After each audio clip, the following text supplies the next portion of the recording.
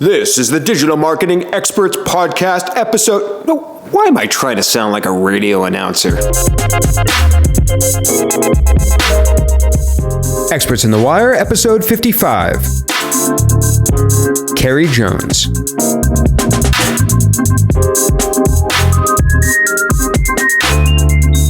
Hey everyone, welcome to episode 55 of Experts on the Wire.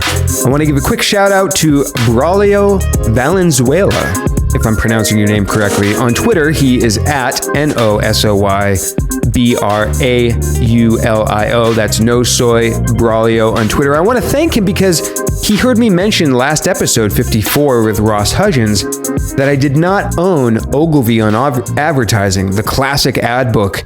And he mailed me a copy. So, Braulio, thank you so much for sending me a copy of that book. I'm thoroughly enjoying it. Has this ever happened to you? You create the best piece of 10x content imaginable. And no lying to ourselves, it really is 10x. You invest the time, the research, the money, you hit publish, and you just know it's going to go crazy. It's going to get traffic and links and mentions. But then it doesn't. And that's super frustrating, right? But that's because the idea of build it and they will come is not always true. You have to build it, promote it, and then if your content and your message is good enough, people will care, and then they will come. So let's assume that your content is good enough for argument's sake. So it's 10x, it's quality, it's well-researched, it's unique, all that stuff. Today, you're going to learn how to pitch that content to publishers, writers, influencers, to get them to notice, to get them to care, to actually open your pitch, read it, and accept it. My guest today is Kerry Jones. She was on episode 37. You might remember she taught us all about how to create that amazing content to begin with. But today, she's going to teach us how to get our pitches noticed, opened, and accepted with things like subject lines that will actually get you attention in the journalist's inbox, formulas for your pitch. So she's going to give you an exact template, like a formula to use when you're creating the pitch in the body of the email. She's going to talk about a campaign that attracted over 470 media stories. This was a campaign that they ran at the company she works with, Fractl. She's going to tell us about two types of content that almost guarantee that you get coverage. Journalists and readers, they eat this kind of content up. There's two types she's going to tell you about. And she's also going to tell you one word that if you include this word in your pitches, journalists, writers, they will immediately delete your email or send it to spam. And in fact, a little publishing secret is that journalists have set up their emails to send your email to spam if it contains this one word. And this is researched. It's backed by data. And she's going to tell us this one word to avoid in the discussion. As you can tell, it's action-packed. I'm going to go ahead and hit play on episode 55 of Experts in the Wire with Kerry Jones. Hey everyone, welcome to Experts on the Wire. I am super excited to have a repeat guest on the show, Kerry Jones from Fractl. Kerry, how are you? I'm good. Thanks for having me back, Dan. Absolutely. You were on episode 37 of Experts in the Wire. We talked about how to get 300 plus links from one piece of content in a boring industry. That episode is done really well. It's the second most listened to episode of all time. And the first one is only first because they republished it onto the Rainmaker.fm platform through Copyblogger, which gets double the downloads. So yours is truly the top most listened to episode. So wanted to bring you back in the show because the first show we talked a lot about coming up with content ideas, the content creation process. We talked a little bit about pitching and PR aspects at the end, but I want to dive very much more deep into that today onto today's episode. So let's set the context a little. When we're talking about PR and pitching, and what scenarios is this being applied? Are we just talking about pitching journalists, or are we talking about potentially pitching bloggers and maybe even influencers? Right. This applies. Well, what I'm sharing today applies to journalists, editors, bloggers, influencers. The tips that I'm going to share today, they apply across the board. The context that I'm going to be mostly talking about it in, though, is I'm going to be referring to publishers or journalists. But really, the tips are they are going to work regardless of who you're trying to pitch. It's really more about the format, the research that you're doing, and whether you're pitching an Instagram influencer or an editor at a top tier publisher like Time or CNN or something, you're going to see similar success if you apply some of the things that I share today. Great. So basically anybody listening can take this advice and apply. I know this might be a super basic question. Can you just define what is a pitch to you?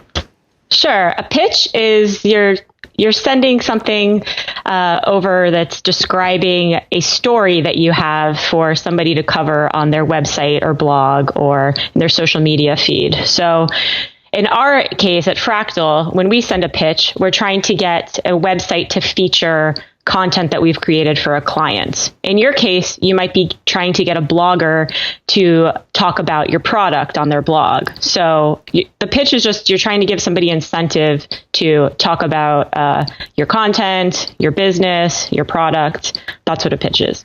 And so do you have like a main metric or metrics that you tie to the goal of pitching and the results that you're trying to get from that? Sure. The results, the end goal is really you're trying to get coverage on a website. So the metrics that we look at are obviously, did this pitch secure a story or not? On a more micro level, we look at open rates, click-through rates to see if the pitch is effective, if the subject line is effective.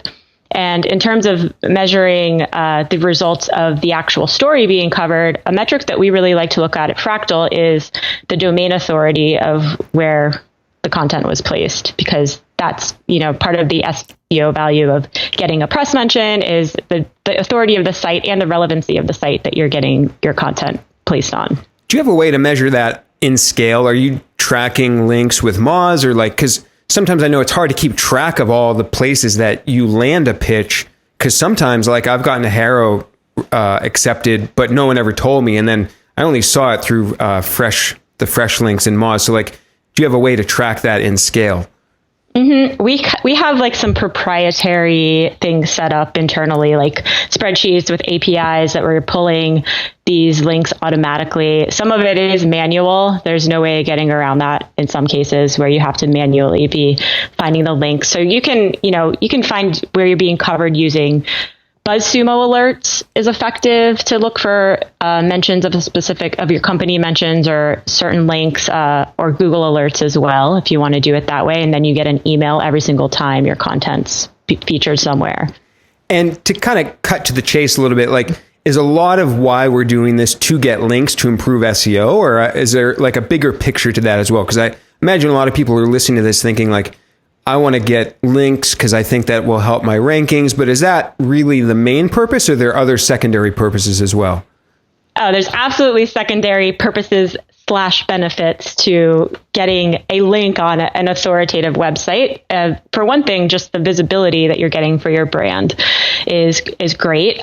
You're going to get referral traffic from that link. You're going to get social shares, and something really cool that happens with the way that we do this type of outreach is you end up getting syndicated links. Let's say that we get a client's content published on a site like BuzzFeed. Well, then you automatically have this syndication network within BuzzFeed. So all of these other sites are going to aggregate that story as well. So you might get, one placement, as we call it, the featured content, we call that a placement.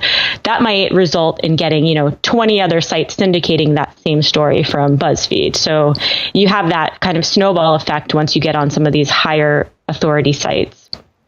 That's excellent. Yeah, it's a common leverage thing, right? Where it's like the 80-20 rule, where you get outsized results from this one thing that you do.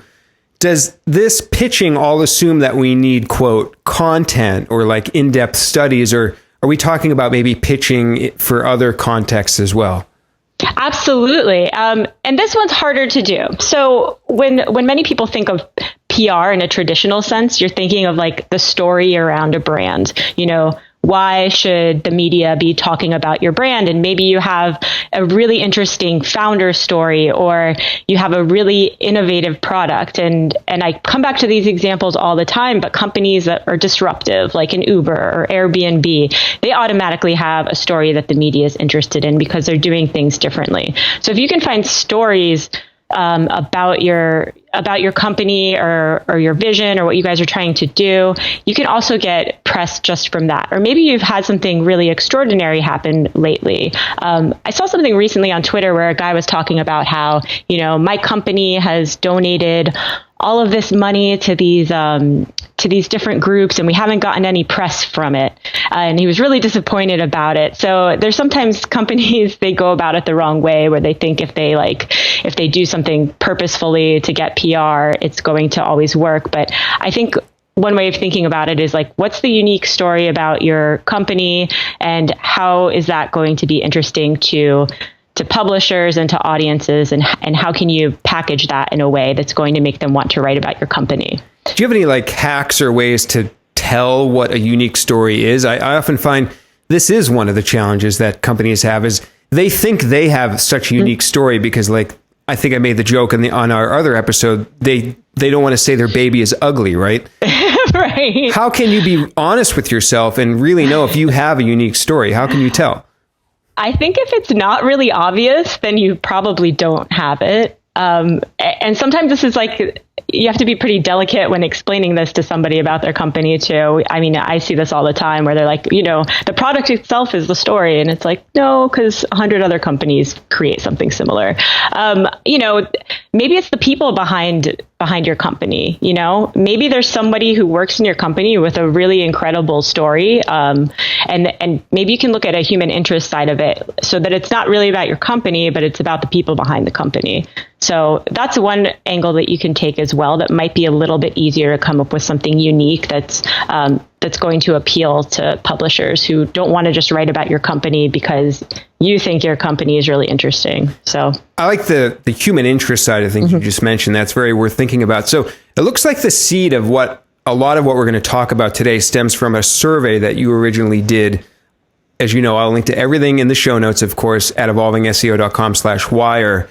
To get a little meta for a second, you took that survey, which is on Fractl's website, but you were able to create and do exactly what we're going to be talking about with that, and kind of repurpose that content into some slides and you pulled out specific data points from that research and got those placed on other websites. And in fact, I want to just give a quick plug to a recent Whiteboard Friday that Brittany Muller did about repurposing content. It's on Moz.com. That very much utilizes that. Was that part of your strategy to market Fractl and this piece of content to repurpose it?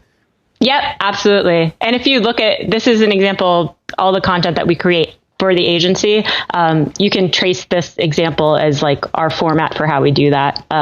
So what's funny about this survey is that we actually did a similar survey a couple of years ago, and this was a reboot of that survey. So we actually recycled an idea that had already been successful for us. And we wanted to collect more data around the topic and get newer data that, maybe something had changed drastically in the publisher world. So that's why we redid this survey, and we had seen a lot of people had been interested in it before, and we were able to reach back out to the people who covered it previously with the new survey results. That makes a lot of sense. I think sometimes people and companies shy away from doing surveys because it is a lot of work, and they are hesitant to make that investment in resources. But do you actually see outsized results from doing the work of the survey, right? Because just anecdotally, I'm not sure if you know off the top of your head, I'm putting you on the spot a little bit. Do you know how many placements or references you've had to this survey?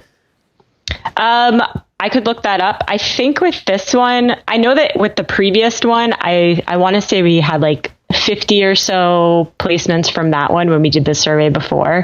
We're still actually promoting this. So it's still we're still reaching out to people with this information. And here's a good example of another way to repurpose this content as I'm coming here and talking to you about it, Dan. That's funny. Yeah, I was just thinking about that. And just quick before we get to the articles and talking about how to pitch publishers, how did you create this particular survey? I know you talked about a few tools in the last episode, but can you mention those again? Sure. We use SurveyMonkey to actually package our surveys. Really easy tool to use. Then you send people a link where you want them to take the survey. And from there you just collect all of the responses within SurveyMonkey. This one we were able to reach out to contacts we already had, and we got an astounding 1,300 responses. So there was just a lot of elbow grease involved in this survey. Like you said, it's time consuming. We could have easily done a more automated spammy approach with this, but we were pretty careful about trying to personalize this and reach out to the right people. So the big tool that we use is SurveyMonkey. And then as far as analyzing the results, we just use Google Sheets for this and the Google Charts within Google Sheets to actually create charts and stuff, which we then would pass over to designers and have them create pretty things. So that's it as far as tools. And so the main thing you were trying to figure out by surveying 1,300 publishers was, do they find pitches valuable? And if so, what's valuable about them? And like how many of these journalists actually read the pitches that were sent? And I think that's a great survey to run. And we're going to dive into those particular topics now, starting with one of the first articles I want to reference. It's on marketingprofs.com. I'm going to link to it in the show notes. This part of it has to do with, do publishers value PR pitches at all to begin with? So can you first start by defining value? What is a valuable pitch for a publisher? A valuable pitch for a publisher is going to be something that's going to help them write a story. So you need to put yourself into the publisher's shoes. Let's say I'm a writer at a popular website, and I am tasked with writing a story every single day for my website. And I'm going to be measured on how that story performs. So, how many views it gets, how many clicks it gets. So if somebody sends me something in my email and I'm like, oh my gosh, I have to write about this, that's going to have a ton of value for me because I don't have to go out and search for a story to write about. It just lands in my inbox and it's, somebody has given thought behind it of how it's going to make it easy for me to write about the story. So in terms of what's valuable to a publisher, you want to make it easy for them to write about what you're asking them to write about by passing along something that's going to be interesting to them and to their audience. So to get right to the punchline of that, did you find that pitches are valuable to publishers? The good news is yes. We actually were surprised at how many said that these were valuable because we typically think of publishers and writers kind of being annoyed by how many pitches they get, which of course they are, but about 3/4 of the surveyed publishers told us that they think PR pitches have some degree of value. When we looked at the more high domain authority sites, so those would be any sites with a domain authority greater than 80. So these are your pretty, high authority sites. About 27% of those publishers, they told us that they find PR pitches completely valuable. And just over half said they find them slightly valuable. So, about 1/4 of them really value pitches, which is important because, you may think that there's no chance they're going to want to listen to what you have to say. But if you do it the right way, they are going to find what you have to say valuable. Yeah, so in the article and in the study and in the reference on Marketing Profs, you have a little graphic. It's kind of like a little, what is that called? It's not a pie chart. It's like a little circle. What kind of chart is that? I don't know my chart types. Your chart type. It's some sort of percentage chart. Right. I don't know what this is actually called. Yeah, it's like I would just call this a bar graph. It's probably not what it's called. Yeah, Excel probably has some fancy name for it. But what I do think is fine. What I do find interesting here is that the little sliver of never is only 2% of how often they read pitches. So 98% of the time you have a chance that they're going to read your pitch, which I think is a really interesting takeaway from that. Then you break it down by beat or by industry. So did you find any interesting insights when you broke this down by industry? Sure, we did. This was, we found that certain industries are easier to pitch than others. And I don't have this right in front of me, but I'm pretty sure the entertainment vertical is what's easiest to pitch out of everything, and that tech is pretty challenging. Tech and finance are the more challenging verticals, which this is probably something, if you have experience trying to get links in various industries, you can probably relate to these sort of numbers, that the more authoritative verticals and niches are going to be a little harder to get your foot in the door, because, they don't want to publish fluff. They want more hard data. And, something like an entertainment publisher is going to be a little more open to, they're going to be a little bit more flexible with what they're willing to publish. Yeah, I would say listeners can kind of use this chart, not to direct their action, but to maybe measure it against how successful they are or not at landing a pitch or getting somebody to open and reply to a pitch. Because you can look at it and you can say, okay, like weirdly, automotive seems to get like a low amount of always in terms of them responding. So you might look at that and say, okay, I don't have to feel quite that bad about myself just because my automotive pitch wasn't opened. I think that's a good application for this. So I want to talk about the second article that was kind of spun off of this research. And this part goes into, and it's on the BuzzStream blog, and it's called A 3-Step Guide to Media and Influencer Outreach Targeting. I believe you did not write this article, but it is based upon the study. Yeah. One of the first tips in here is about crafting an audience persona. Why is that important? What does that have to do with the pitch process? Because I would imagine by the time we're pitching, we should have already done this, or is this part of the content process? Where does that fit in? Sure. Yeah, this should really be while you're creating the content. You're going to want to have this at top of mind for the ideal audience persona, because this is going to be, where is this audience persona hanging out? That's going to be, number one of, which sites should you be pitching? So you want to think about where your audience is going online to be entertained, where they're going to get their news, where they get answers to their problems. Are they turning to Reddit? Are they turning to Wikipedia? Where do they go to find information online? So this is something, as you're creating your content, you should really be thinking about this. But then when you come back to say, okay, now where are we going to try to get this content placed? Where is the audience that we're trying to reach going to be hanging out? So like thinking in terms of an agency like us, where we're doing this on behalf of clients, we're thinking of the different customer segments that the client's going to want to get their content in front of when we're going out and pitching. We're not just, saying, hey, I bet we can get this on the New York Times, so let's go do it. If their audience that they're trying to reach, it doesn't read the New York Times, then we shouldn't be trying to get it placed there. So sometimes it can be a little bit tempting to just say, we can get this placed on all of these really great sites. But at the end of the day, if the audience that you're trying to reach doesn't read that site, then you're kind of missing the point. So keep the audience top of mind. Absolutely. That's rule number one. The second part here is about vetting the best fit publications and writers. We're going to get into these tips in a second. But the first thing that strikes me is this seems like a lot of work. It seems like a lot of sort of manual grunt work. Can you give the listeners a sense of, how much time is involved with this, whether it's per publication or per campaign? Like because there's a lot of work here, right? And I think a lot of people try to find shortcuts. They try to find the automation or the scalable way to do something. But give us a real honest, just insight to how much work is involved here.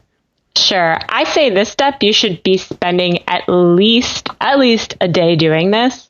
In a lot of cases, we'll spend a couple days doing this because per campaign. Right. I'm pretty sure that our promotions team spends a week doing this, especially when you're trying to pitch a really high authority site. It's very important that you've done your research. So we initially pitch what we call the exclusive pitch. So by that, I mean, we will pitch first publishing rights to a couple of sites or to just one site. So in that case, the list building side of it may not take as long as if you're trying to pitch, 20 sites simultaneously. But again, there aren't a lot of shortcuts at this. And this is where a lot of people get it wrong. This is where you end up getting your really general mass pitch feeling emails, even if you think they're personalized. It's so obvious to them when you haven't done your homework. And that's why this step is so important, because it helps you stand out in their inbox if they immediately know that you understand, one, who they are, two, what they write about at the publication that they write for, and what their audience cares about. So without those three things, it becomes much harder to convince a writer that they should even continue reading your email. So that's why there's so much time put into this is really important. Like, I can't stress that enough. If you're going to spend a ton of time on anything, it should be this side of it. There's a tip that is in this article, and I know that you've talked about what's something somebody should look for when they're vetting a writer. So you have something you're pitching. Mm-hmm. What should they look for to say, should I pitch this writer on this publication? Sure. Well, the first thing to look at is relevance to what you're pitching. So does this writer actually write about what you're sending over to them? I know that seems super obvious, but many times people will just say, wow, this writer's really popular. I want them to write about it, and not really look back at their history at the publication and see, okay, they've only covered this one or two times. Instead, you're going to be better off with somebody who it's their beat. In other words, what they beat in journalism lingo means, what the person covers. So you want to look at somebody whose main beat is the topic that that your content is about, or that your story is about. Another thing to look at is the engagement that writer has. Do they have a strong social media following? Do they have a lot of engagement on their posts? Are people leaving a lot of comments? So oftentimes at the bigger sites, you'll see that a handful of writers have like a big following. And those are the writers that ideally you can find a writer with a sizable following who also writes very topically relevant articles to what you're pitching them about. Go ahead. Is there an instance where you should target or pitch an editor versus a staff writer? Not at a high authority site. Stay away from the editors if you're pitching, the really authoritative sites. But sometimes, at a smaller site, it's okay to pitch an editor. But overall, we find that you want to go directly to the person who's going to be writing the story. You're going to have an easier time, because an editor is going to have to assign the story to somebody, versus the writer who, in many cases, they are going to have some freedom to go to their editor and say, hey, this is really interesting. I'm going to write about it. It's a little bit harder the other way around, having the editor go to the writer and telling them to write about it, if that makes sense. Absolutely. Does it ever make sense to pitch what is called in the article here just as a contributor? So they're not a staff writer, but they might contribute content every once in a while. Does it make sense to pitch them ever? Sure. I mean, I have people pitch me all the time. They see me contributing to certain marketing sites, and they pitch me directly. They usually don't really get what they want out of me. But yeah, I think it's fine to pitch a contributor. But if you want to have I think if your goal is just like a one-off placement on that site, sure, pitch a contributor. But if you want to get in, if this is a long-term relationship you're looking to secure, you're probably going to want to go with a staff writer. They'd also be able to introduce you to other people within the publication easier. Absolutely. So this article talks about influencers a little bit. I know we said we're going to focus mostly on like publishers, but just to veer off a little bit, let's talk about influencers. So it mentions looking for influencers not with a high follower count, but engagement. So how do you easily find influencers with high levels of engagement? Is there a tool or a metric or something that you look for? In terms of influencers, I say, how to find them. You need to be ingrained within that community to really be able to spot the truly influential influencers. So let's say that your client is in the fitness industry. And one of your podcasts recently, Dan, the examine.com episode, which is great. Fitness and nutrition. You need to go and dive into that community, and you need to see who everyone's talking about. Who on the forums are people always, citing, or who are the people that are like really into that, really passionate about that that topic or that community, who are they following? I think that's one way to do it, because sometimes you have these vanity metrics like the number of followers or the number of retweets or the number of likes on an Instagram post that are easy to get caught up in. And you think this is the best influencer for me to pitch, when really it's the ones that have like the diehard fans or a really close knit following are the people who are going to be more effective at getting your message or your content out there and actually having people go do something with it. So I think the best way to do that is to look at who people are very often talking about within the niche community that you're trying to get into. That wasn't really a really clear answer, but I think if you spend times on forums and certain communities, it starts to become pretty obvious. Yeah, I can put in something I've noticed is I often look for people that tend to elicit sort of emotional reactions, like replies or comments on YouTube videos or whatnot, or comments on their blog.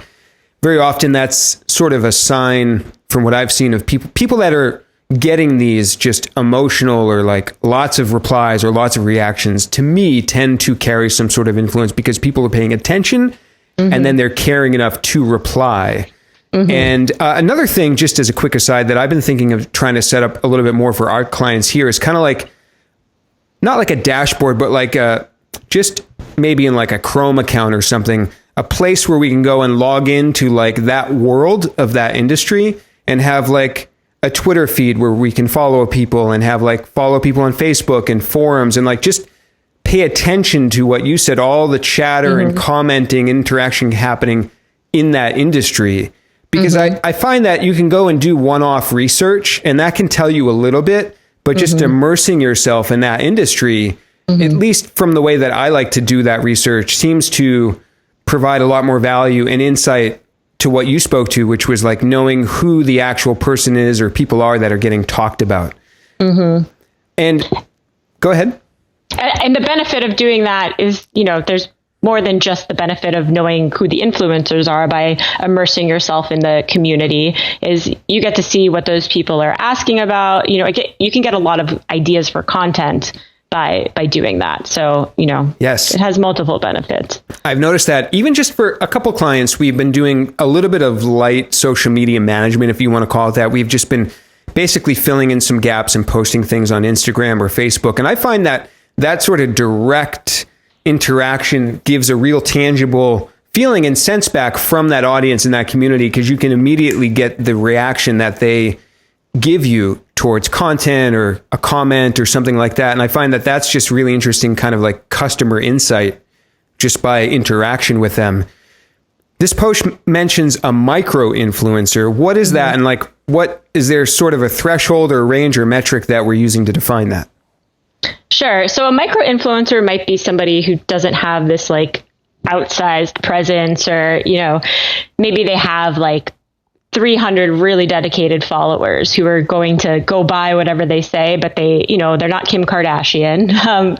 So I think a micro influencer is somebody who I would say has less than 10,000 followers, maybe on something like Instagram, but has a very dedicated group that's following them who are closely knit. There's a lot of interaction between the influencer and their audience. So, maybe a micro influencer within the SEO space, for example, might be somebody who's really good at one aspect of SEO, and they really focus on, So they focus on just one aspect of it. They don't, they're not Rand Fishkin, but they have a really dedicated following who is probably going to be very responsive to anything that they're putting out there. Yeah. Like Marie Haynes is an example that comes to mind, or Dr. Pete, maybe, who runs Mozcast. Yeah, perfect. So there was actually a comment of a question left on this article. Then we're going to move to specific PR tips, but it's from someone by the name of Emery Rose.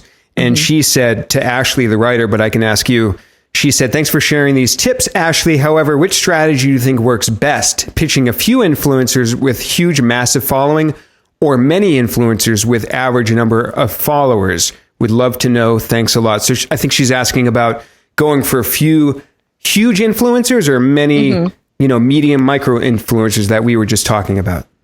Right.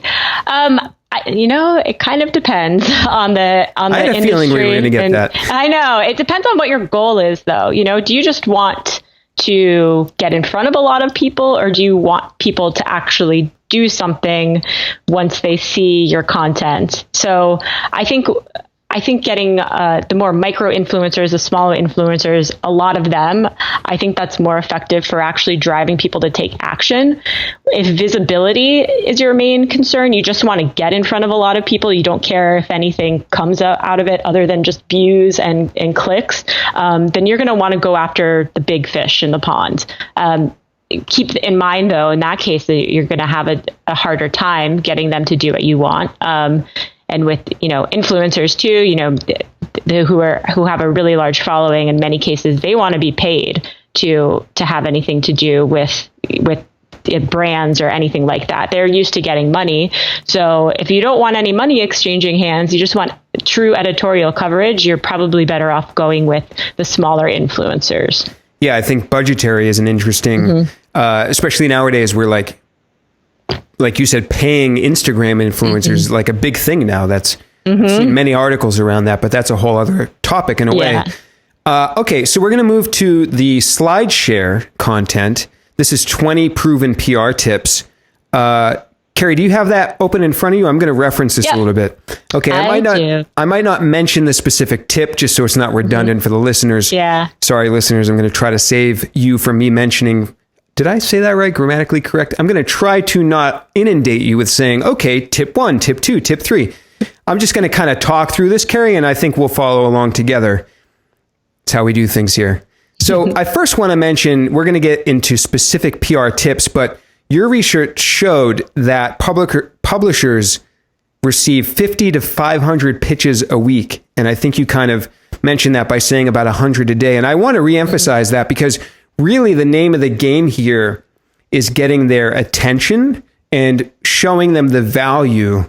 Because what I found interesting here is that all of this, to kind of back up for a second, presumes that we have something pitch worthy to send to them. That we've done all the work in episode 37 that we talked about to come up with what's the data, what's the research, like what's the study, what's the content we're going to do. Now, so I hope all the listeners out there are not going to try to think of these as tricks or hacks or shortcuts. All of the work before the pitch is really important as well. So I want to interject that again.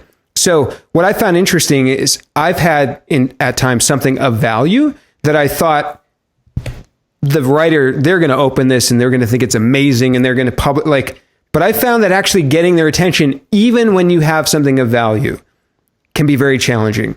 And so these tips are going to help with that. So we have something of value. Now we're going to find a way to get their attention and to show them that you have value. So I'm going to thumb through or swipe through the slides here. We talked about tip number 1 a little bit and tip number 2 as well. So let's talk a little bit more about subject line. How important is the subject line, and do you have any tips for creating one to get people to notice you? Yeah, so subject lines are extremely important because this determines whether the writer's even going to read your pitch. They don't open the email. If your subject line doesn't compel them to click on it and open the email, then it doesn't matter what your email actually says. You're dead in the water at that point. So some tips that I have for writing compelling subject lines. First of all, keep it concise. Keep in mind how subject lines get truncated in your inbox. So you want to make sure they're going to be able to see the whole subject line. So keep it between 45 and 65 characters. Another good tip is to make it specific to the writer's beat. And as I mentioned before, a beat means, the topics that writer covers. So you want to make it very obvious that it is relevant to them. And you also want to be descriptive. So by descriptive, I mean, don't just have a general email like, I have a really great fitness story for you to cover. You want to actually describe the content or the story a little bit, but you don't want it to be too descriptive because you want to make them actually click on it and open the email. And so one tip you have is actually using the number in the subject line. So of course, this means that your study or piece of content needs a number, but that's actually okay to just put that right out there in the subject line to kind of give away the punchline. Yeah, this is actually one of the most successful subject line formats that we use at Fractl. And so an example of this would just be calling out a number or a statistic from your content that's really interesting. So an example I have on this deck is 76% of homeowners fix their own toilet instead of calling a plumber. So, right there, you have a number in it. And it's interesting because, they found in the search end results as well that putting numbers in subject lines help improve call to click-through rates as well. So there's something about numbers that humans really like. They're concrete. That right there, it makes you look legitimate too if you have a number in it. It's not super general. Like I said, be descriptive. So, putting a number in there automatically makes it more descriptive. And tell us about the information gap tactic. Is this still referring to your subject line, or can you utilize this in the content as well? So this is referring to the subject line. As I mentioned before, you want to be descriptive, but not too descriptive in your subject line because you want to create a sense of curiosity that's going to get them to actually open the email.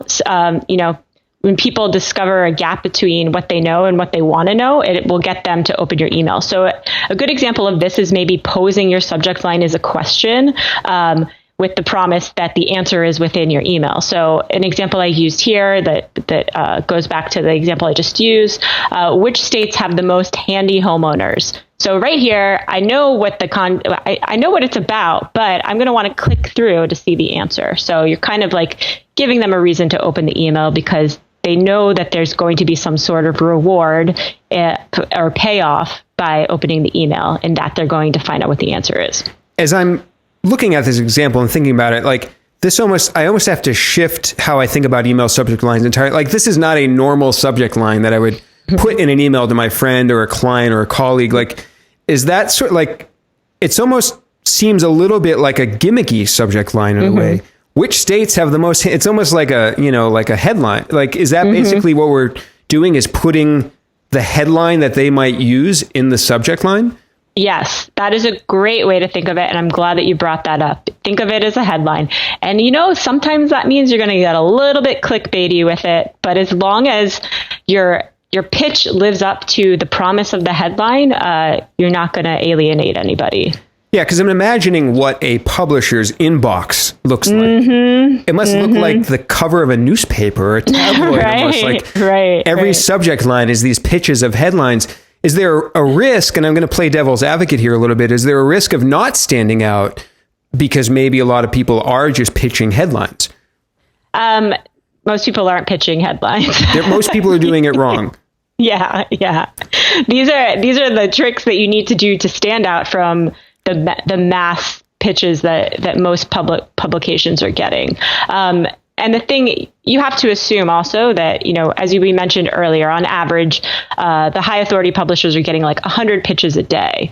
All 100 of those pitches are not these like personalized, customized, handcrafted subject lines. These are something that in many cases, it's been like a mass pitch where it's been like an automated template that's been sent out to, 50 other sites. So it does become pretty obvious which ones there's a human behind it and which one was just like an automated system that sent out a bunch of like PR spam. So everyone out there listening, if you're lazy and you want to automate, your automation is our advantage. So automate all you want.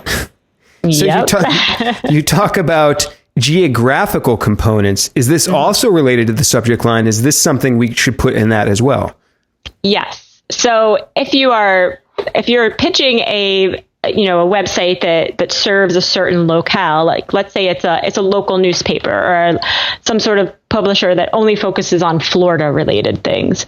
It's great to mention that, any localized findings you have within your subject line, because then it becomes way more newsworthy to that publisher if it's about the area that they serve.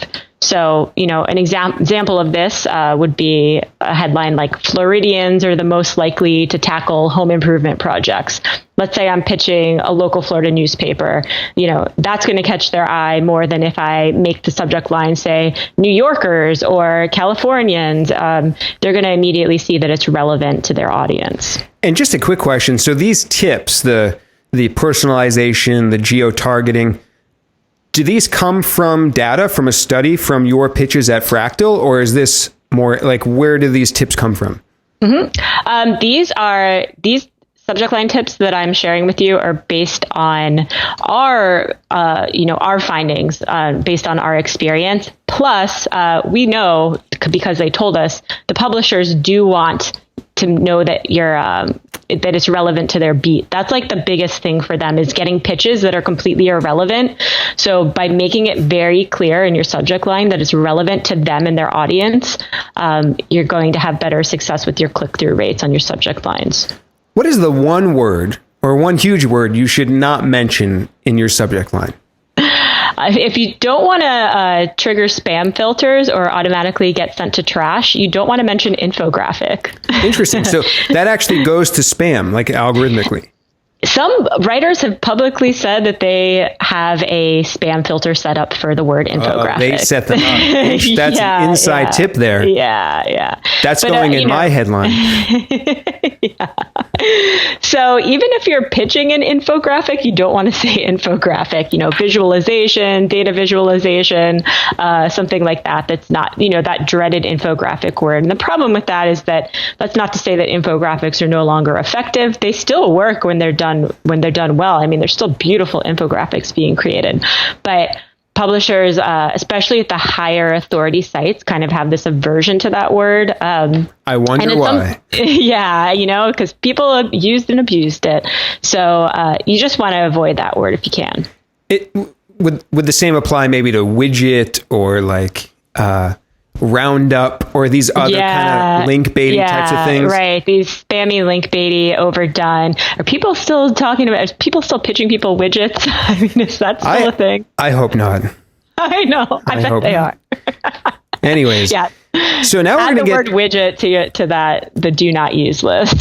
Yeah, absolutely. So now we're going to get to the actual pitch. So all the tips you've given so far are about the email subject line, which goes to show how important that is, because just getting them to open your email really makes a difference. Quick question I just thought of as a quick aside.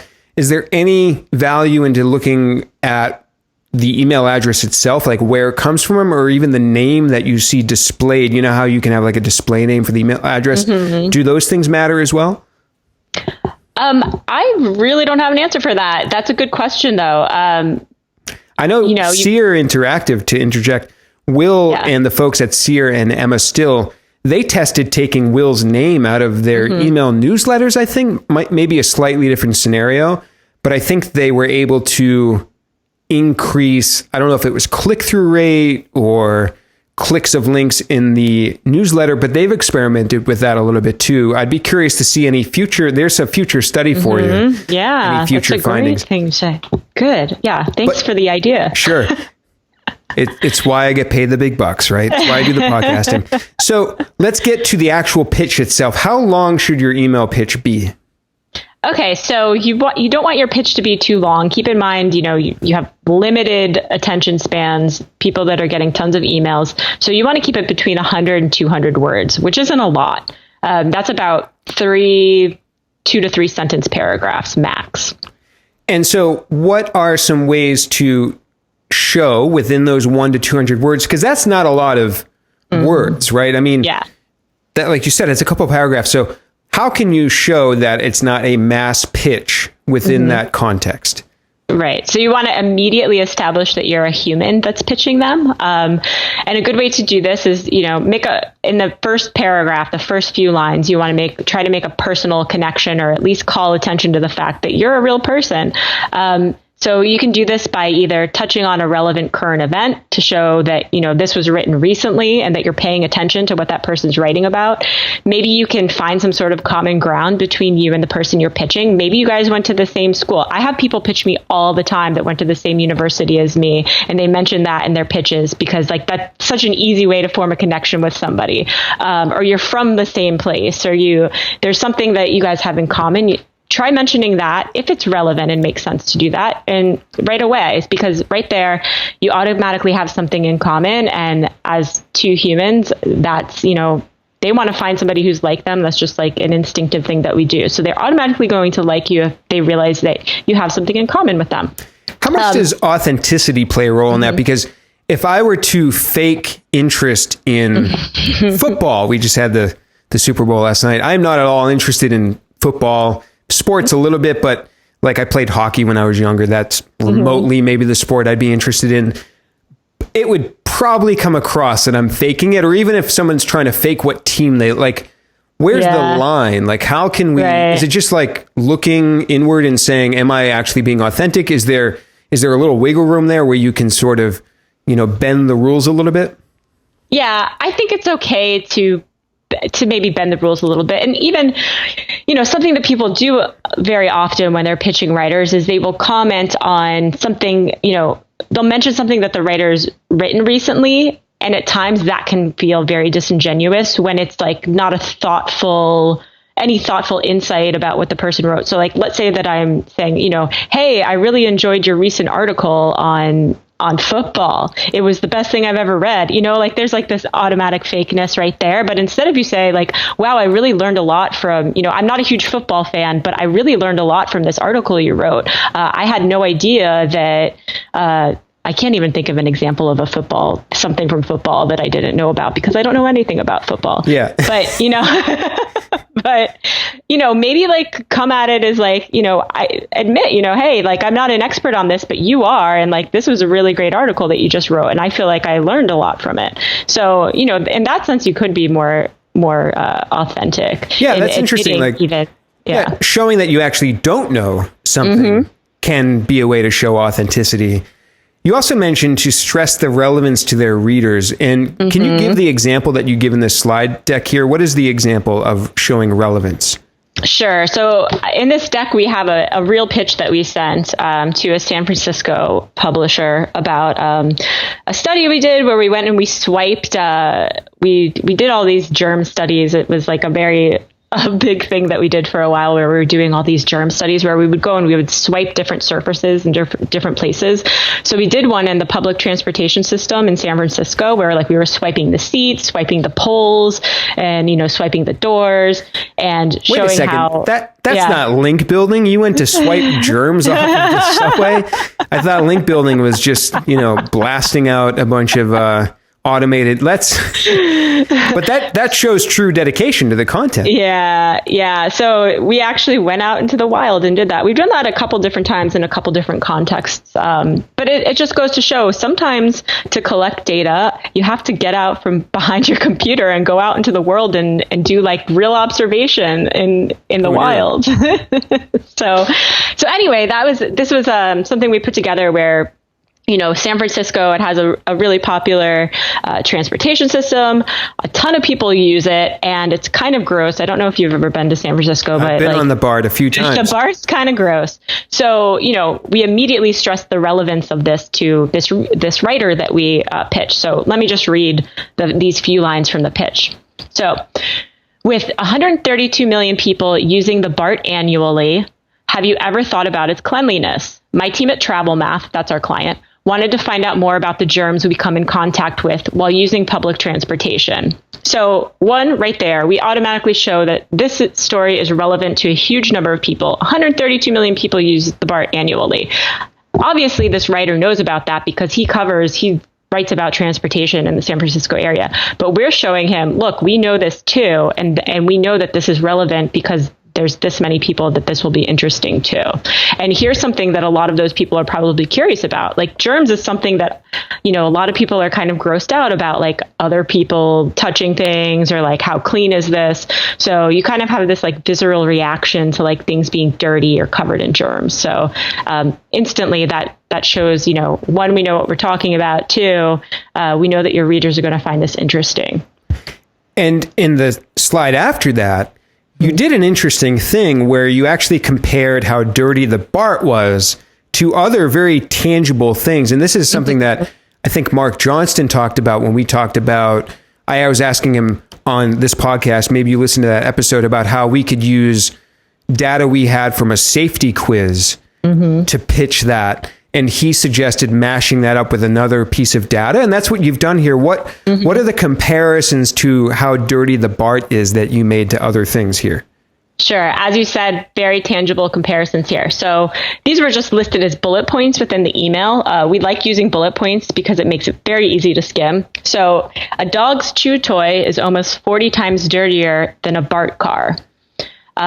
BART has 50% fewer riders than the DC Metro, but it's 15 times dirtier. That's kind of shocking. Yeah. And 85% of BART's bacteria is associated with causing skin infections. Wow. Gross. Yeah.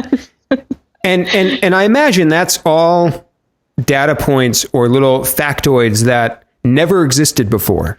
Mm-hmm. I'm going to guess. Unless somebody else swiped the bacteria off of a dog toy and off of the BART and compared that. That would be very weird and coincidental if that happened before. Yeah. But I imagine it's unique. Right, exactly. So these are totally new data points that this writer is going to be compelled to share because it's going to be super interesting to people. And like you said, it's really tangible. So if we just said, there were this many units of this bacteria on the BART seat per cubic centimeter, that doesn't mean anything to anybody. So you have to distill the data that you are collecting. If you're doing these really data heavy content concepts, you need to be able to distill that into terms that people are going to be able to wrap their heads around. And that's exactly what we did here. And so can you finish reading this example? It's in tip number 14, just to give a little context to where we are in the slides in case some people are following along or they want to take a look at the slides. How did you wrap up this pitch? Sure. So again, you're going to want to reiterate the value of your story or your content in your final conclusion. So let me read exactly what came from this pitch. With San Francisco being one of the more overcrowded cities in the U.S., I'm sure your readers would be interested in knowing just how clean the BART is and how it compares to American public transit systems. Oh, and don't forget to mention hand sanitizer. Will you feature this original study on SFist? So you end it with a question. Is that because one of the things is you really want to get a reply, right? Like any reply at all is better than nothing. So you're ending on a question to try to signal, hey, reply to me.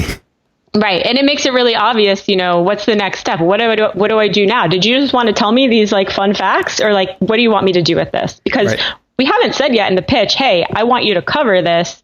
We haven't straight up said, do you want to cover this? You have to mention that in the pitch. You need to give them something to respond to, as you just said.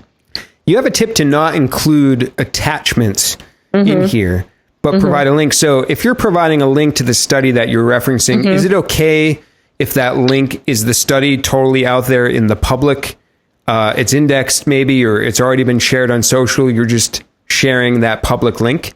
Well, if you're pitching them to publish this as the first right to publish or the exclusive story, you don't want to already have this out there in the wild. So something you can do is password protecting a page and giving them the password. We do that a lot. Or you can even just send them, a link on a staging site, that isn't indexed. So those are two ways to get around that. Maybe a Dropbox link or something. Yeah. So you also mentioned to ask for their feedback. You say that this shows that you value their opinion, you respect their time. But if you're asking for feedback, is that also you're giving them more work to do? Can they sometimes see that as a negative? Absolutely. But I think that does show that you really are truly trying to make it the best possible story for them to share with their audience. And it can help you potentially make the content even better. So it is worth asking, especially at the higher tier sites. Maybe you ask, is this maybe they wanted it in a different format. We've had that before where a publisher has come back and said, I love this idea, but, this graphic is too small for us, or it's too big, or it's not the right size. Can you repackage it? Or can you present, what about this data point? I want to know more about this. And they'll come back and they'll ask us more information about something. So it is important, especially with the higher tier publishers, to ask for their feedback because, they're more likely to, if they feel like they have some sort of ownership in the story by collaborating with you, they're going to be more likely to end up running your story. Interesting. We are coming up at the hour. I have planned for extra time in this recording because our last one I had to cut short. I just want to make sure you have extra time on your schedule as well. Yep, I'm free. Awesome. So you knew probably how things would go. I learned last time that we were going to go over an hour. Yeah, I've been doing longer shows. It's been getting good feedback. Yeah. You also mentioned that, and by the way, you're a listener of podcasts. What do you think about longer form shows that are over an hour? I like it a lot because I'll tell you the 2 times I listen to podcasts. I listen to podcasts when I'm working out. So if I have a longer podcast, I'm going to work out for longer because I'm going to want to listen to the whole thing. And I listen to them when I'm driving long distances. So a longer podcast is better because then I need less podcasts queued up. Funny enough, when I drive down to the Fractl office, I live about 4 hours away from the Fractl office. So that's normally about 4-hour long podcasts that I get through on a drive. So when yours run over, Dan, I'm normally listening to some of yours on my way down there. When yours run over, it's good because then I have less podcasts to listen to. Wow, 4 hours from where is their office in Florida? They're on the other coast, so they're in Delray Beach. So I drive all the way across the state. Oh, wow. Yeah. Okay. So, well, that's good to know. I mean, I've been doing longer shows because I agree. I listen mostly to podcasts when I'm driving. Maybe if I'm doing something mundane around the house or cleaning up my office here or something like that. And I often find I would like a longer show because I feel like by the 30-minute, 45-minute mark, I'm kind of mentally just kind of settling in to everything. And even when doing these podcasts, I feel like it's kind of just settling in around that time as well. I almost feel like they're better off like movie length versus, I don't know where the hour came from just because it's easy to schedule that on your calendar. But it's good to know that we were in sync there and we both allowed a little extra time for today's interview. You mentioned that 42% of publishers said they would flag a pitch as spam if they found a spelling error. I'm a little floored. Like, so they get a pitch. It could even be a good pitch or decent. Yeah. There's spelling or grammar errors and they just hit spam and just skip it. Yeah. Wow. I don't think that's hard to believe. Because I'm kind of the same way. I think it shows a lack of attention to detail if there's typos or spelling errors. And if there's a lack of attention to detail in a 100-word email, what is the end content? What is their content going to be like? Can I trust it? And these are people who write for a living. So they take grammar and spelling very seriously. These are things that they pay very close attention to. So it's kind of harder to get away with that than if you're just emailing like a colleague or like somebody in your social network. So when do publishers prefer to receive pitches? So in our survey, we found that 41% prefer to receive pitches either overnight or in the morning. And that makes a lot of sense because think about it, I'm a journalist, I'm coming into work in the morning and I want to know what I'm going to write about today. Maybe I don't know yet. So whatever's at the top of my inbox, if it's going to give me a story idea, that's going to be great. Whereas at the end of the day, most writers structure their day to where in the morning they are, coming up with a story idea and then through the afternoon they're writing. So you have to think of it in that way that towards the end of the day, they're not sitting in their inboxes like they may be when they first get into the office. Are essentially most of these pitches that we're talking about, are they all custom written? Or is there any use of templates at all? I had Ross Hudgens on the show and he talked about outreach a little bit more at the blogger level, but a little bit at the higher level as well. And a lot of people reference using templates. Are we talking about templates here or is this all custom?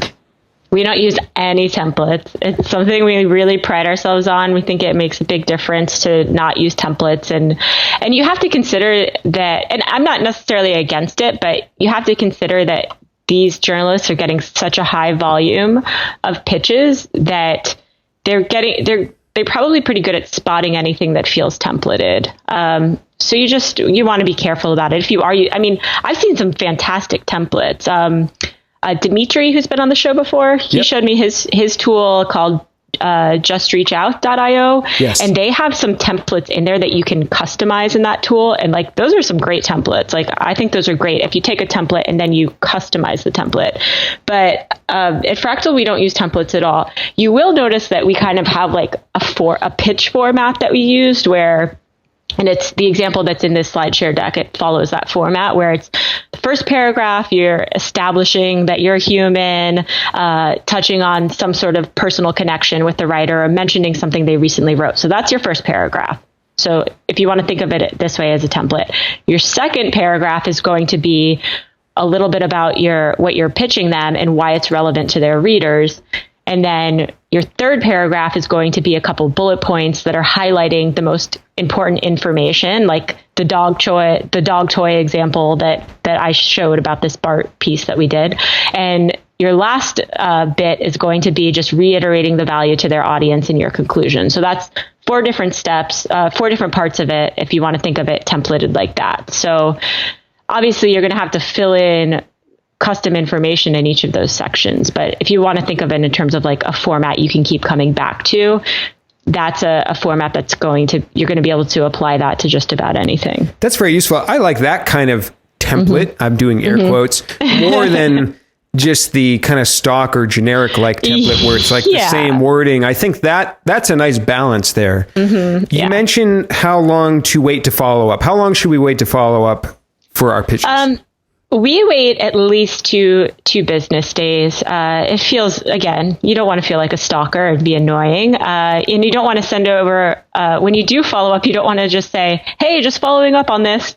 That's not really going to spur them to respond to you. So when you do follow up, or if you follow up, let's say you don't get a response, you want to make sure that you're sending over something meaningful. So something you can do is to provide additional story angles. So maybe call out different information from your content, like those statistics I provided before. Maybe you send them 3 other statistics that you didn't share before.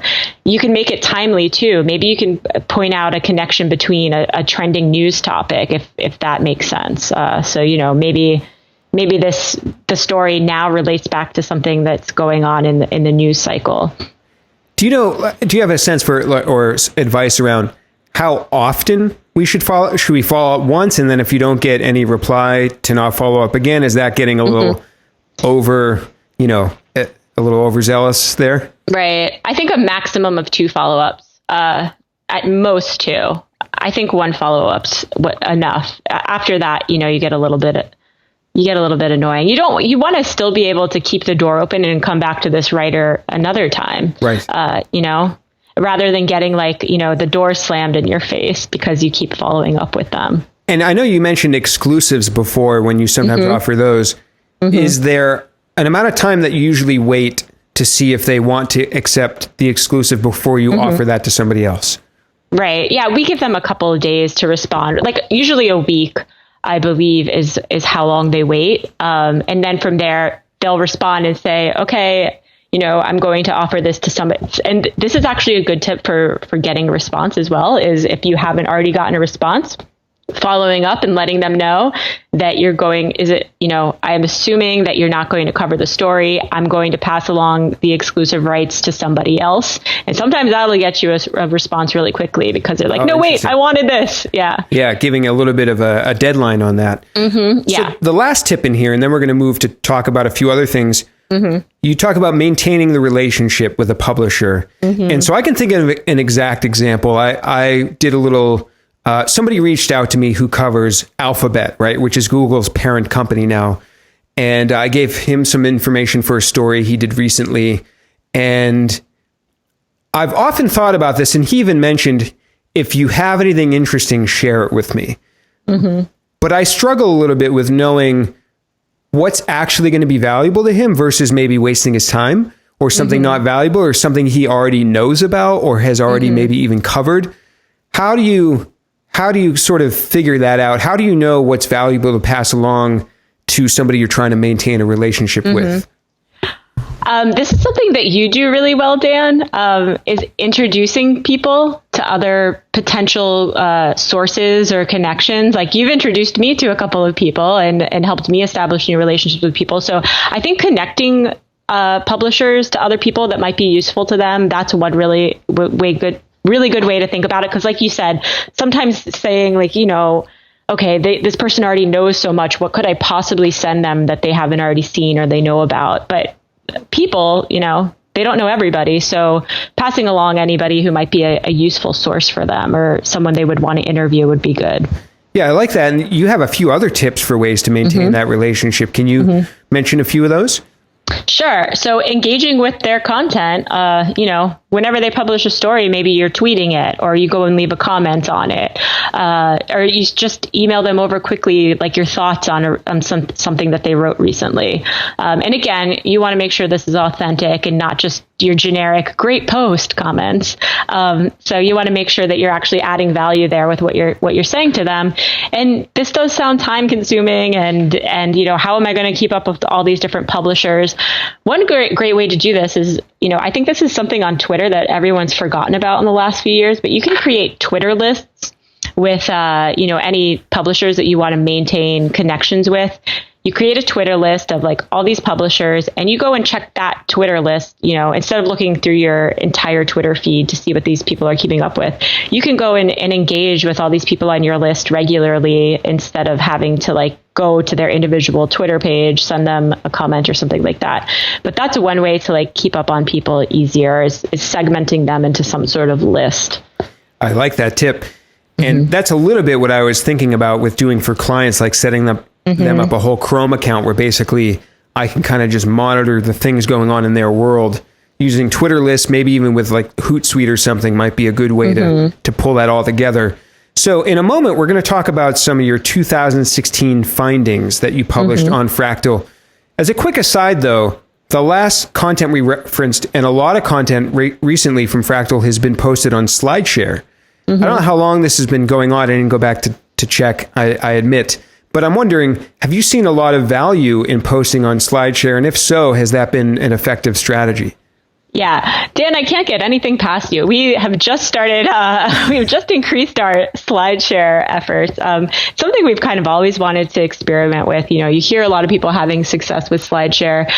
I believe we've already gotten like a couple of leads who are interested in Fractl from these few SlideShares we've published since the start of the year. We have all of this content. It's just a really easy way to repurpose it to something that's going to be evergreen. SlideShare ranks very well. You can optimize it so that when people are searching for certain things, that they're going to find your SlideShares. So this is something we've just started experimenting with. I'm going to be like measuring and testing over the next couple of months with the marketing team, and we'll probably end up writing something about what we found from it. And maybe we find out that it's a big waste of time and we stopped doing it. But for now, we're seeing like traffic coming to our site. We published an ebook recently, so we were using something on SlideShare to drive people over to the ebook. So far, it's been an interesting addition to our content strategy for Fractl. Yeah, I thought this was new. But I wasn't. I feared I was going to be wrong, so I wanted to cover myself there. But no, you're right. Now I'm going to take credit, right? Because now I can say that I was right. I left that window of opportunity. Are they always paired with like an actual presentation, or no? They're standalone pieces of content as well? Right now, we're making these standalone pieces of content. The PR tips one that we walked through, that was based on something I presented a couple of months ago at a small conference, but then we revamped it and added more onto it specifically for SlideShare. Do you have any even just anecdotal observations from doing this recently that you've seen that maybe like show early success, like things that make a good SlideShare versus a bad one? Any initial tips or takeaways from that? Sure. I think something that could be overlooked is like the title slide, what that looks like. Because you sign into SlideShare and there's all these little thumbnails of all the different slides, and you want a really compelling title slide. So we're kind of playing around with what the perfect title slide looks like, since that's the first impression, what type of image to have on there, how big the text needs to be. So that's one thing that we're kind of paying attention to see, you want people to actually click on your thing and find it. Other than that, I think just keeping minimal text on all of your slides is good practice, whether you're presenting something or you're putting together something virtually like a SlideShare. So, trying not to bombard people with too much information on one slide. And it really can be like a blog post that's almost just like broken up like sentence by sentence. Sometimes I see really effective slide shares where it's really just like one sentence on a page, one sentence on the next slide. And it's just like, it's like a story that you keep clicking through. So you want to have like a good narrative as well. I agree. One rule of thumb I just thought of while you were talking about that is the slides that I like to go through the whole thing, or maybe where every slide I can take in what's on one slide in, let's say, about 5 to 7 seconds. I think any slide that feels like it's going to be longer to take that in, I'm probably going to give up and not want to read everything that's on it. Yeah, if it's like 19 bullet points or something. Yeah. Also, how are you thinking of the exposure? Are you thinking basically of being discovered internally within the SlideShare platform, or are you promoting this from the outside as well? Yeah, we're promoting these on our Fractl social media accounts, where, I've been tweeting them and stuff like that. But we're sending them out to our email list, and we're hoping to get discovered by just through SlideShare as well. So a combination. Yeah, I mean, I think I'm going a little off of memory here. There was a client we started to do this with like 2 years ago, maybe. We had published a very successful piece of content that was visual oriented on their blog. It was about the F-35 fighter jet. They're an industrial kind of industry client. And we just basically took the content, turned it into slides and put it on SlideShare, created an account for it like they had never posted anything before. And the last time I checked, which might have been 6 months after we posted it, they had like 2,000 views. Like we literally did nothing. We just put the content on SlideShare and then didn't do anything. And I imagine it's because of internal discovery, maybe searches, or maybe like showing up. It seems to work a little similar to YouTube, where you can have related videos or they're categorized. So I think it's worth just maybe the internal exposure as well. And that's just one anecdotal case. But it's definitely got me thinking a little bit more about SlideShare. So thank you for sharing that. So I want to talk about your 2016 findings. This was something you published on Fractl. And I want to skip to the second one that I found super interesting.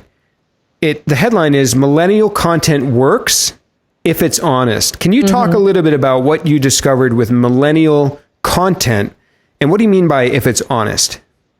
Sure. So this is my colleague Amanda Milligan wrote this piece. It was kind of just a look back at what we learned this year at Fractl, and I think we all have seen a lot of talk about millennials over the last couple of years, and most millennial content or anything that's about millennials tends to be from somebody else's perspective who's not a millennial. Like there's a lot of millennial bashing that goes on. So for a client campaign, we went and we decided, hey, well, let's survey millennials and see what they have to say, because you don't really hear much coming directly from them. It's always about like, oh, millennials are awful to work with. They're terrible to work with.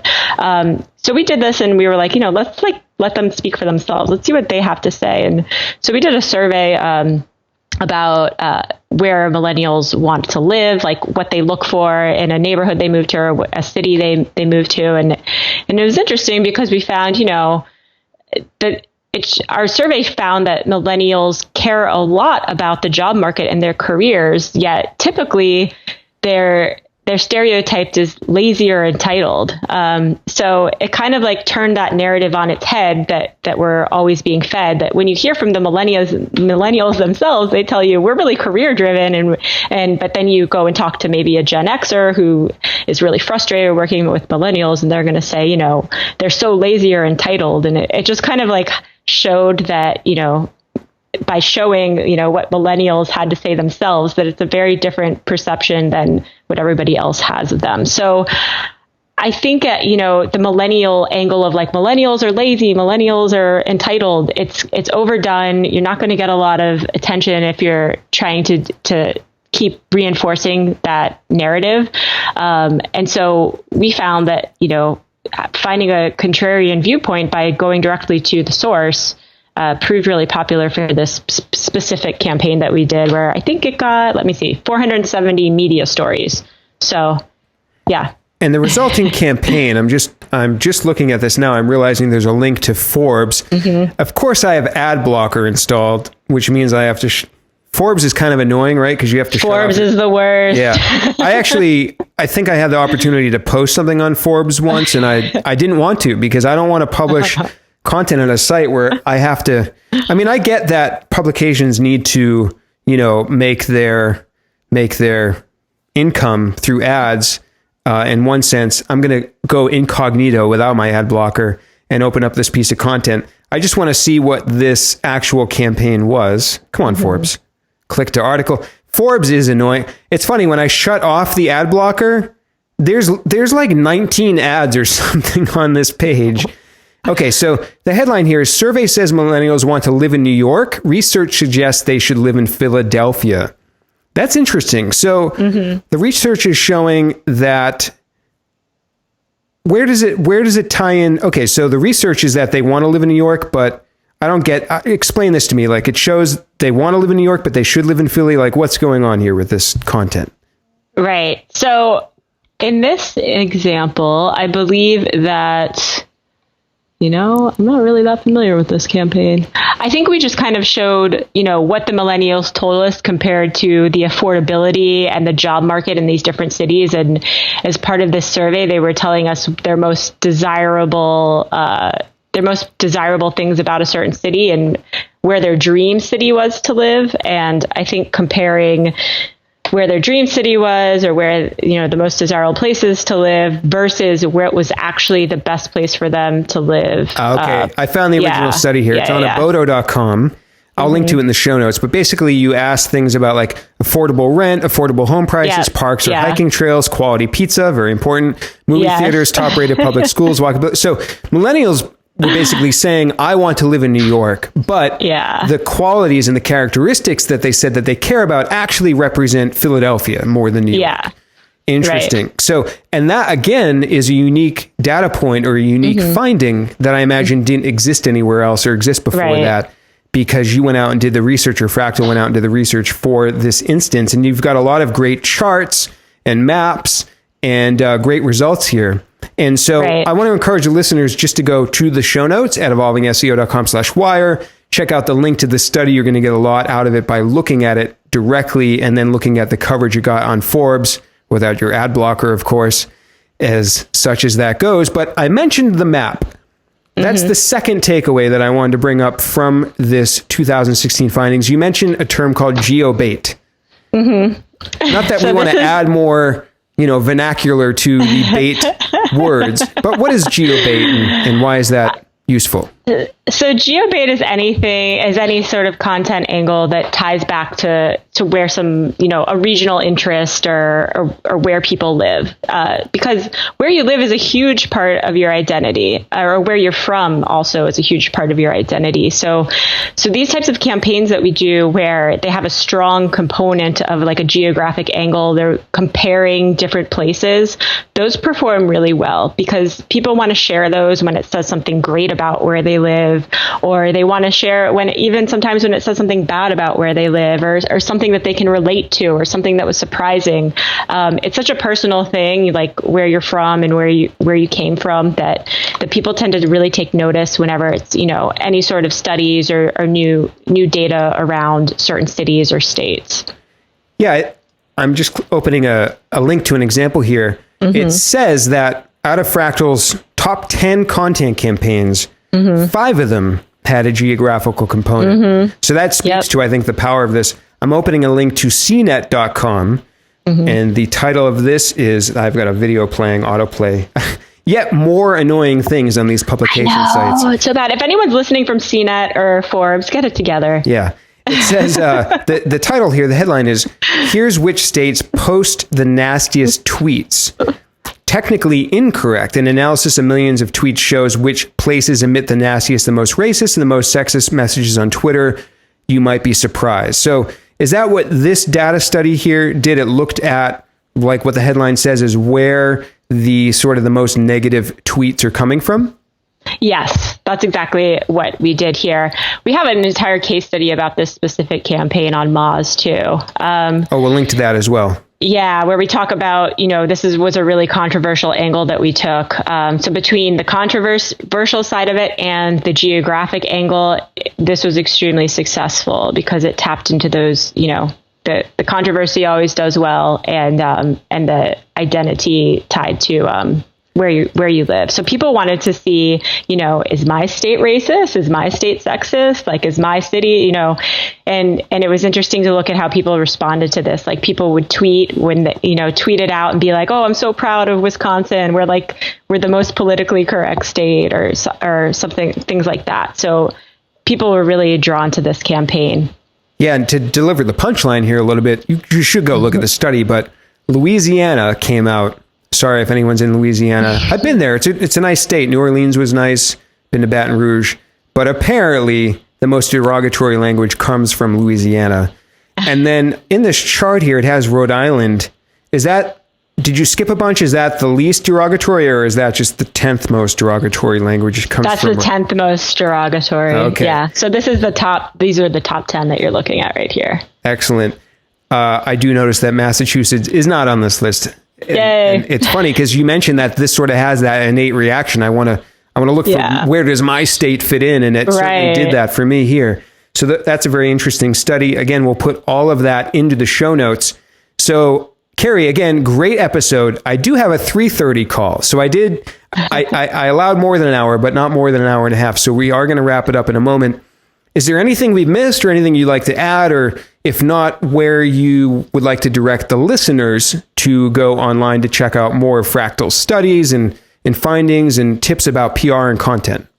Sure. So if you want to learn more about PR, we have an ebook that we created recently. It's more than 40 pages long. You can find that at frac.tl/ultimate guide to digital PR outreach. And Dan will put that in the show notes. So you can go and get the full ebook, which has all the tips that I shared today. It has some more statistics from the publisher survey, and it's kind of like a step-by-step guide to putting into action everything that I talked about today. Is it a challenge to tell people that domain name? Like, yeah, who owns Fractl.com? That's a whole other story that you can't get into. Well, we've been trying to buy that domain. So if that guy's listening, please just let us buy it already. I just tried to visit Fractl.com and it just gives a DNS error there's message. Nothing there right now. I know, it's funny. There's a funny story I'll tell you off the air. I'd love to hear it. Domain. Well, it's funny. I was asking because even my domain name, Evolving SEO, when I try to give like a random store clerk my address for a receipt or something, it completely throws them off. They're like, what? Because evolving can come out sounding funny. Yeah. And then 95% of the world outside of our world doesn't know what SEO is. So they're like, what? Evolving SEO? What is that? So I was wondering if you had those challenges as well. Yeah. Trying to tell people what the domain name is. It's almost like you should have a short URL just to tell people to direct them to for that. But I'd love to hear your story offline. So with that, I'm going to hit pause to give a few minutes to hear that story because now I want to hear that. But for the listeners, thank you for joining us. Kerry, thank you for coming back as a repeat visitor. The only other two repeat visitors were Brian Dean and Tom Critchlow, and those were a little more serendipitous than planned out. So congrats for being a planned repeat visitor. And give us your Twitter handle before I hit stop. It's Snark and Pepper, SNARK and Pepper. Excellent. All right, everyone. Thank you, and we'll see you next time.